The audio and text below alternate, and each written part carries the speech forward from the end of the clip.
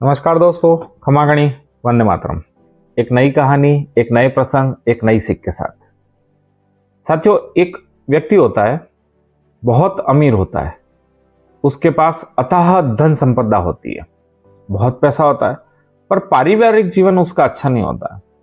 पति पत्नी में रोज अनबन होती है, संबंध अच्छे नहीं थे, अंतर्कलह चल रहा था और अंततः दोनों के बीच विवाह विच्छेद तक की स्थिति आ जाती है और एक दिन दोनों अदालत में जाते हैं और विवाह विच्छेद हो जाता है।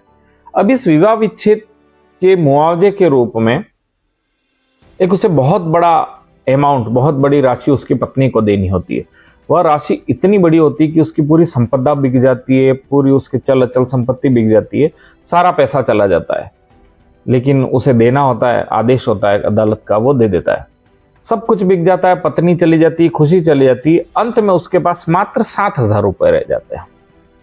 वो 7,000 रुपए लेकर के जो उसके पास बचे थे वो निकलता है और सोचता है कि अब जीवन में कुछ भी नहीं बचा है, सब कुछ खत्म हो गया, खुशियां चली गई, नाम चला गया, शोहरत चली गई, पैसा चला गया, पत्नी चली गई, अब तो मृत्यु ही है, आत्महत्या कर लेता हूं। वो आत्महत्या करने की सोचता है। अचानक जेब में हाथ डालता है तो देखता 7,000 तो बचे हैं ना, चलो इसका उपयोग करते हैं, मजे करते हैं, कुछ आनंद उठाते हैं, शराब वराब पीता हूं और फिर मरना तो है ये, इसे खर्च करके मर जाता हूं। इस विचार से वह पास में एक कैसीनो होता है, जुआगर होता है, वहां जाता है। वहां बहुत भीड़ लगी हुई होती है, बहुत भीड़ होती तो थोड़ी देर बैठता है, कहता है कि अब खर्च करना है तो इंतजार कर लेता हूं। और वो बैठा होता है तो अखबार पढ़ लेता है। अखबार होता है बैठे बैठे, समय तो व्यतीत करना होता है।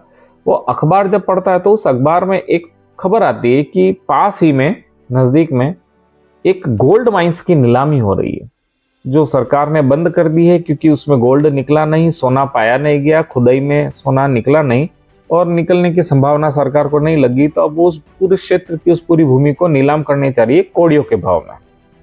वो सोचता है चलो वहां जाकर के देख लेते हैं क्या हो रहा है।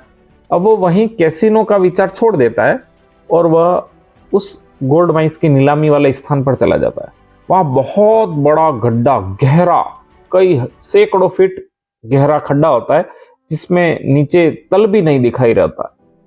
इतना गहरा खड्डा होता है और बहुत बड़ा भूभाग खोद रखा होता है सोने की खोज में।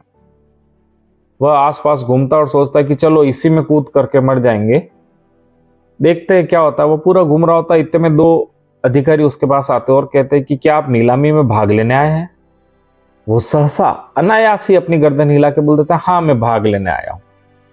ऐसा कुछ विचार उसके मन में पहले नहीं था। फिर काफी देर तक, वो एक समय अवधि होती तब तक वो अधिकारी इंतजार करते हैं और अंत में कहते हैं कि जैसा कि कोई आया नहीं है, आप अकेले आए हैं, तो ये निश्चित राशि भरिए। 7,000 के आसपास ही थी वो राशि, बहुत कम थी क्योंकि कौड़ियों का भाव बिक रहा था। और ये माइंस आज से आपकी रही, ये खदान आज से आपकी रही। अब वो सोचता है चलो पैसे भी चले गए, गड्ढा भी मिल गया, काम आसान हो गया। तो जैसे ही सोचता है कि अब इसमें कूदूंगा, वो चारों ओर घूम रहा होता है, तभी 2 मजदूर उसके पास आते हैं और 2 मजदूर आकर के उससे पूछते हैं कि आपने खदान ले ली क्या? वो कहता है हाँ मैंने खदान ले ली। तो बोलता है कि हम दोनों के आज दिन के शाम को 5 बजे तक की दिहाड़ी हमें दी हुई है, तो अभी 3-4 घंटे का समय शेष है। आप कहें तो खुदाई करें क्योंकि अब आप मालिक हैं, या आप कहें तो हम यहां से चले जाएं। वो कहता है कि चलो अब आप कह रहे हो तो खुदाई कर ही लो, मैं देख लूंगा 3-4 घंटे। और वो 3-4 घंटे के लिए जब मजदूर उतरते हैं, वो मजदूर उतरते थोड़ा सा ही खोदते हैं और एक सोने की बहुत बड़ी परत उन्हें मिल जाती है और देखते ही देखते बहुत सोना निकलता है। वो व्यक्ति पहले से भी सैकड़ों गुना ज्यादा अब उस सोने की खदान से अमीर हो जाता है, बहुत पैसा हो जाता है, मिलियनेयर हो जाता है। और जैसे ही वो मिलियनेयर हो जाता है, एक दिन एक पत्रकार आता है और उससे पूछता है कि जिंदगी और मौत, सफलता और असफलता के बीच में क्या अंतर है? तो वो कहता है जिंदगी और मौत, सफलता और असफलता के बीच में धैर्य का और उस 1 फीट खुदाई का अंतर है, जिसके कारण मेरी ये जिंदगी बन गई। तो जिंदगी में जब भी कोई कठिन समय आए, कोई मुसीबत आए, नर्वस नहीं होए, धैर्य रखे। ईश्वर ने आपके लिए कोई ना कोई अच्छा रास्ता सोच रखा है, जो आपसे बेहतर सोच रखा है, बस उस पर विश्वास रखिए। हो सकता है मात्र 1 फीट की खुदाई बाकी हो और आपके जीवन में भी सोना समान सुख आ जाए। जय श्री कृष्ण।